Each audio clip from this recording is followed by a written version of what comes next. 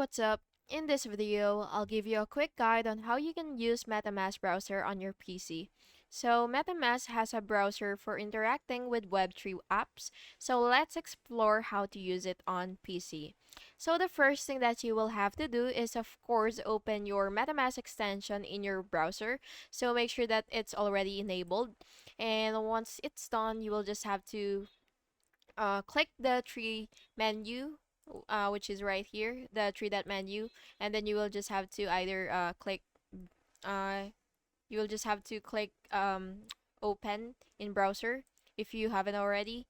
So yeah, after opening it in your browser, it should look like this, and then now you can navigate to any Web3 site like um, like Ethereum, Base, BNB chain, and all that stuff. So yeah, there are multiple networks here. So yeah, that's basically just it. And then MetaMask will automatically connect, and you will just have to approve the connection when prompted.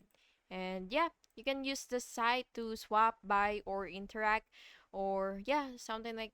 So you could also buy here, buy your crypto. You could also swap crypto of your chosen token, and you could also send crypto and receive and copy the addresses if you want. And yeah, that's basically how you use it. And I hope you found this video helpful.